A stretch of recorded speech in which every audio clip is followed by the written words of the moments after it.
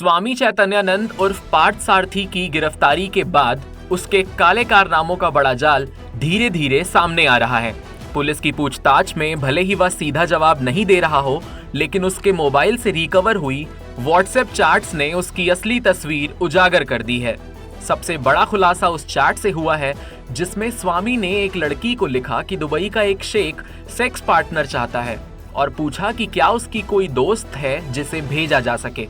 जब लड़की ने मना कर दिया तो उसने दबाव डालते हुए कहा कि फिर उसकी कोई क्लासमेट या जूनियर हो तो बताओ।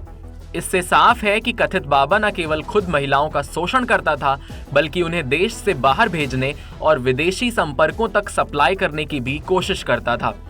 उसके मोबाइल से रिकवर्ड हुई चैट्स यह भी दिखाती हैं कि वह लड़कियों से लगातार अश्लील या दबाव डालने वाले मैसेज करता था। साधारण बातचीत में भी वह उन्हें बेबी, डॉटर डॉल या स्वीटी जैसे शब्दों से बुलाता और लगातार बेबी बेबी लिखकर मानसिक दबाव बनाने की कोशिश करता। कई चैट्स में वह खुले तौर पर यहां तक पूछ दिखा कि क्या लड़की उसके साथ सोएगी। जांच में यह भी सामने आया है कि बाबा लड़कियों को विदेश भेजता था और हनी ट्रैप के खेल में भी शामिल था। उसने कई युवतियों को मजबूर किया कि वे किसी लड़के के साथ अतरंग फोटो खिंचवाकर उसे भेजें ताकि उस युवक को फंसाया जा सके।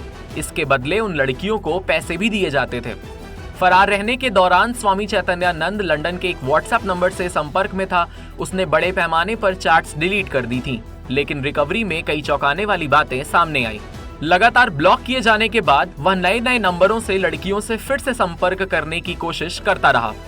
बाबा के मोबाइल से सीसीटीवी कैमरों का कंट्रोल करने वाला एक ऐप भी मिला है। इस ऐप के जरिए वह आश्रम के भीतर हर हरकत पर नजर रखता था और सही मौका देखकर लड़कियों को अपने कमरे में बुलाता।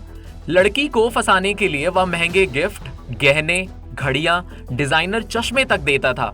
इतना ही नहीं, उसने कई लड़कियों से उनके रेज्यूम तक मंगवाए। पुलिस को शक है कि वह एयर होस्टेस की नौकरी का झूठा लालच देकर उन्हें अपने नेटवर्क में शामिल करता था।